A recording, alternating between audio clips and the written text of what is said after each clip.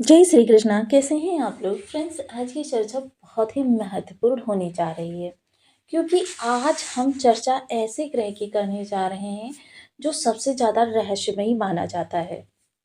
देखिए, सबसे ज़्यादा जिज्ञासु, सबसे ज़्यादा रहस्यमयी, सबसे ज़्यादा भ्रामक और सबसे ज़्यादा गुप्त ग्रह राहु देव महाराज। क्योंकि राहु देव महाराज, देखिए, इनको समझना जानना मुश्किल ही नहीं, नामुमकिन भी है। लेकिन हाँ, हम इनकी स्थिति के आधार पर ये जान सकते हैं कि ये किन स्थानों से प्रभाव देंगे, पॉजिटिव देंगे या निगेटिव देंगे, या फिर क्योंकि राहु कितना देंगे ये स्वयं राहु को ही नहीं पता होता। क्योंकि कुंडली के अंदर अगर सबसे ज़्यादा और सबसे जल्दी देने की बात आती है तो वह सिर्फ राहुदेव महाराज होते हैं और दूसरे नंबर पर शनिदेव महाराज आते हैं।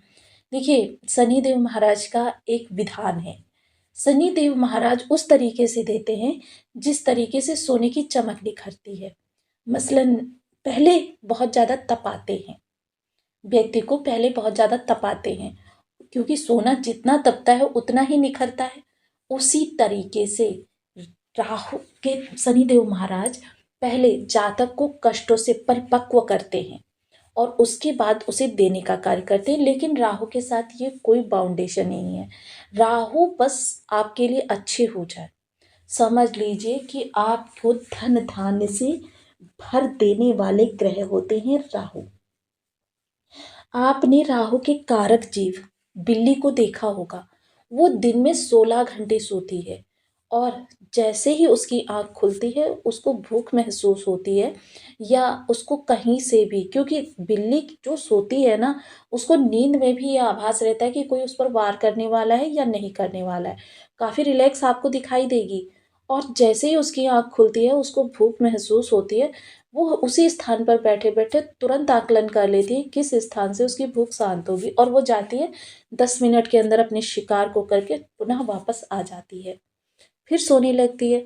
यही होता है राहु प्रभावित जातक कि मतलब वो व्यर्थ को, आपको तो दिखाई देगा कि वो व्यर्थ का कार्य कर रहा है, व्यर्थ की भाग दौड़ में लगा हुआ है, व्यर्थ की चीज़ों में लगा हुआ है, सोता रहता है। लेकिन अगर उसके राहु पॉजिटिव है तो वो अगर महीने में 2 दिन भी वर्क करता है ना, तो भी वह इतना अर्जन कर लेता है जितना हम पूरा महीना अप डाउन करके कर पाते हैं। तो राहु जो होते हैं बहुत ही विशेष ग्रह होते हैं। अब राहु को हम कैसे जानेंगे कि राहु से हम प्रभावित हैं? तो इसके लिए हमको सबसे पहले अपने बर्थ चार्ट को उठाना है, उसमें देखना है कि हमारी किस ग्रह की महादशा चल रही है, किस ग्रह की अंतर्दशा चल रही है, किस ग्रह की सूक्ष्म दशा चल रही है, किस ग्रह की प्राण दशा चल रही है, योगिनी दशा चल रही है।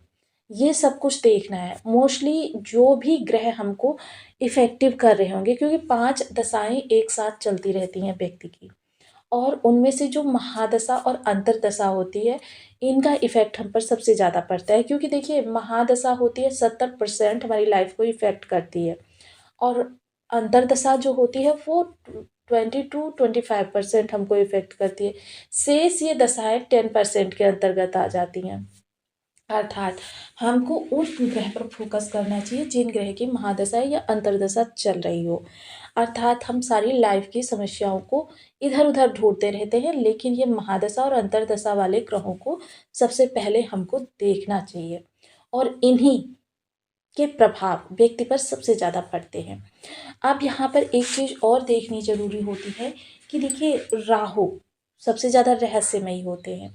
अब इनकी किसी भी के साथ भी बाउंडिंग अच्छी नहीं होती, क्योंकि देखिए, अगर ये सूर्य के साथ हो गए, युति के संबंध की बात कर रही हूँ मैं, अगर ये सूर्य के साथ हो गए, पितृदोष इन्होंने उत्पन्न कर दिया। अगर ये चंद्रमा के साथ हो गए, ग्रहण दोष उत्पन्न कर दिया। अगर सूर्य गुरु के साथ हो गए, चंडाल योग। मंगल के साथ हो गए, अंगारक योग। शनि जो इनके परम मित्र होते हैं उनके साथ, तो श्रापित दोष। वहीं अगर बुध के साथ हो गए भ्रामक दोष और शुक्र के साथ हो गए जड़ योग, यानी कि देखिए इनको किसी की भी युति पसंद नहीं है, ये स्वतंत्र रहना पसंद करते हैं, किसी बाउंडेशन को नहीं मानते हैं और किसी मर्यादा को नहीं मानते, ये आउट ऑफ द बॉक्स जाते हैं। वहीं आपके अष्टम भाव में बैठे हुए हैं। आज हम इनके निगेटिव और पॉजिटिव दोनों इफेक्ट की चर्चा करेंगे कि जिन लोगों को निगेटिव प्रभाव मिल रहे हैं उनको किस तरीके के प्रभाव मिल रहे हैं और जिनको पॉजिटिव मिल रहे हैं उनको किस तरीके के मिल रहे हैं। यदि आपके लग्न में 4 नंबर बना हुआ है तो ये राशिफल आपके लिए है। यदि कुंडली में कहीं भी चंद्रमा के साथ 4 नंबर बना हुआ है तो ये राशिफल आपके लिए। कुंडली ना होने की स्थिति में आप इसे नाम राशि से भी देख सकते हैं। यदि अभी तक आपने अपने इस चैनल को सब्सक्राइब नहीं किया है तो प्लीज़ सब्सक्राइब कर लीजिए, वीडियो को लाइक कर दीजिए, चैनल को शेयर कर दीजिए। इससे होगा क्या कि हमारे आने वाले हर वीडियो की नोटिफिकेशन मिल सकेगी आपको सबसे पहले। एक प्यारा सा कमेंट करना बिल्कुल ना भूलें, कमेंट से हमें बहुत मोटिवेशन मिलता है, हौसला मिलता है और ये पता चलता है कि आप और क्या जानना चाहते हैं। सर्वप्रथम राहु आपके अष्टम भाव में बैठे हुए हैं। ऐसे में व्यक्ति क्या होता है, आध्यात्मिक हो जाता है।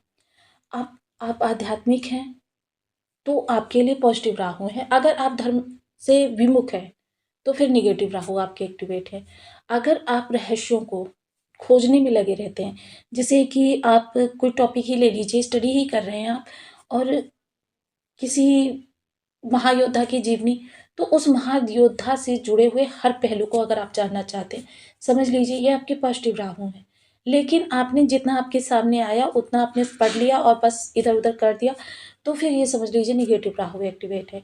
अब इस समय अचानक धन प्राप्ति के लिए आपके अगर योग बन रहे हैं तो पॉजिटिव राहु हैं, लेकिन अगर अचानक हानि के योग बन रहे हैं तो आपके निगेटिव राहु हैं। ये आपको इस समय पर जान लेना है। तो आपको तुरंत इनके उपाय भी करने हैं। वहीं थोड़े से आपको और टिप्स दे देती हूँ ताकि आप स्वयं जान सकें कि आपको निगेटिव राहु के प्रभाव मिले। देखिए आप अपने घर की दीवार या धरती को देखिए, अगर वहाँ पर कहीं से सीलन आ रही है, समझ लीजिए निगेटिव राहु है।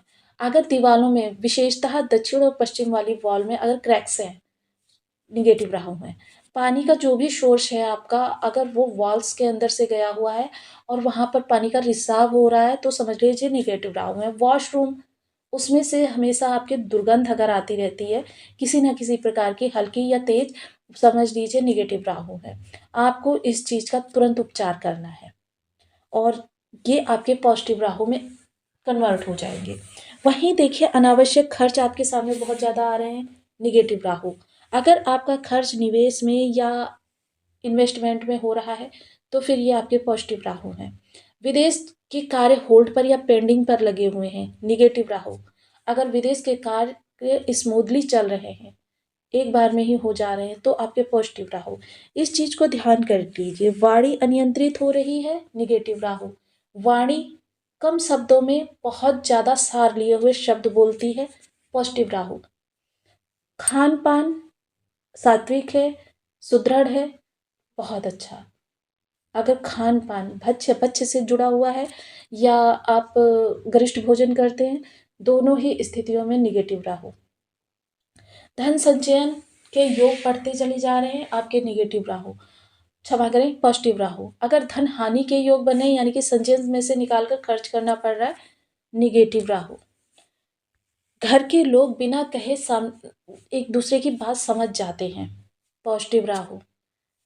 घर के लोग बोलने से पहले ही युद्ध के लिए तैयार हो जाते हैं, महाभारत का युद्ध करेंगे अब तुमसे, तो समझ लीजिए निगेटिव राहु। अगर घर के लोग आपके मुख से बात निकलने से पहले यथासंभव यथाशक्ति आपकी मदद करने को तत्पर हैं, पॉजिटिव राहु। घर में धार्मिकता का माहौल है, लोग एक दूसरे से स्नेह से जुड़े हुए हैं, पॉजिटिव राहु। माता के स्वास्थ्य में दिक्कत है, माता बहुत लंबे समय से बीमार चल रही हैं, बीमारी समझ में नहीं आ रही, डॉक्टर्स की मेडिसिन चल रही है, निगेटिव राहु। माता सबके साथ स्वभाव भी अच्छा है, स्वास्थ्य भी अच्छा है, पॉजिटिव राहु।